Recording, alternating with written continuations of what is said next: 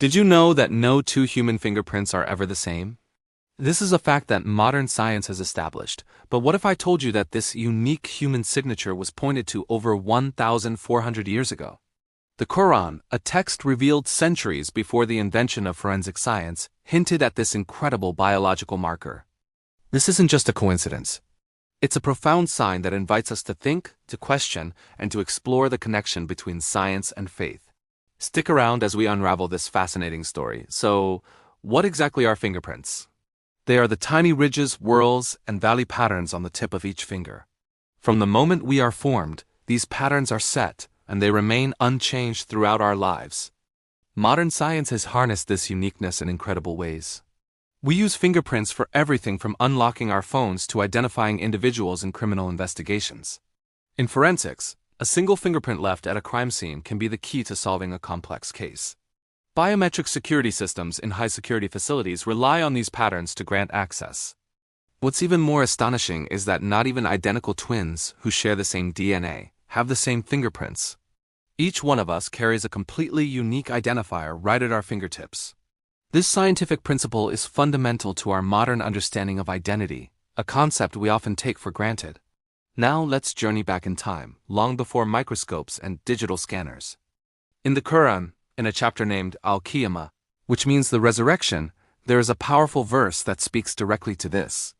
When skeptics question the idea of being brought back to life after death, arguing that bones would turn to dust, the Qur'an responds with a stunning declaration. It says, "Yes, we are able to put together in perfect order the very tips of his fingers." Think about that for a moment. Out of the entire human body, the verse specifically mentions the fingertips. It doesn't just say, "We can reassemble your bones or recreate your body." It singles out the fingertips, a part of us so small and seemingly insignificant as a testament to divine power and precision. So why the fingertips? In the 7th century, when the Qur'an was revealed, the intricate patterns on our fingertips held no special significance. They were just the ends of our fingers. No one knew they contained a unique biological code. The idea that these tiny ridges could distinguish every single person who has ever lived would have been unimaginable. Yet, here we are today, with our advanced scientific knowledge, confirming this very fact. The Qur'an's focus on fingertips wasn't just a random detail. It points to an incredible level of precision and knowledge. It suggests that our individuality is not just known but meticulously designed. The choice of the word fingertips is a powerful message about identity, uniqueness, and the Creator's intimate knowledge of every single detail of His creation. The context of this verse is also crucial. It's about resurrection. The verse is a direct answer to the question of how God can bring a person back to life after they have decomposed. By saying we are able to put together His very fingertips, it's making a profound statement. It means that on the day of judgment, not only will each person be resurrected, but they will be restored completely, down to the most unique and individual part of them. Your identity is not lost in death. It is perfectly preserved and known by the Creator. This isn't just about remaking a physical body. It's about restoring a specific individual with their unique identity intact. The fingerprint becomes a powerful symbol of this divine promise, assuring us that every soul is known, accounted for, and will be brought back exactly as they were. What makes this reference so remarkable is the timeline. The formal study of fingerprints, known as dactyloscopy, only began to develop in the 19th century.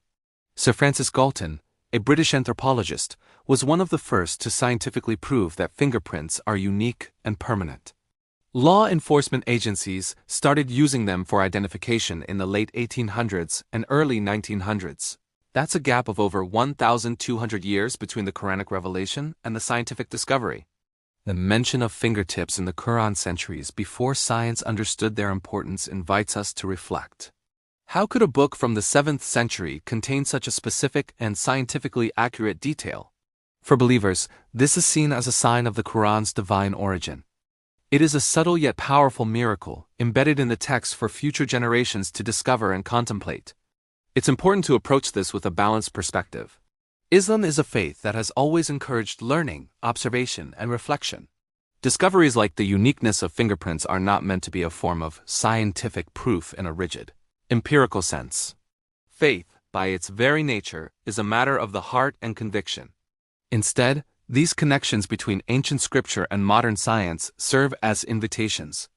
They are prompts for us to think more deeply about the world and our place in it. They encourage us to see a coherence between the world we can observe and the spiritual truths the Qur'an speaks of. It's not about blind belief, but about an informed and thoughtful faith that is strengthened by knowledge and reflection. In the end, our fingerprints are more than just biological patterns. They are a daily reminder that every single one of us is unique, individually known, and valued by our Creator. They are a sign of the intricate design woven into the fabric of creation. The Qur'an doesn't just tell us what to believe. It calls us to look at the evidence all around us and to reflect on the wisdom and power of the one who designed it all. From the vastness of the cosmos to the tiny ridges on our fingertips, the signs are there for those who ponder. Thank you for joining me on this journey of discovery. If this made you think, please like, share, and subscribe for more content that explores the fascinating intersections of science, history, and faith. Let us know your thoughts in the comments below. Reflect, learn, and find your truth.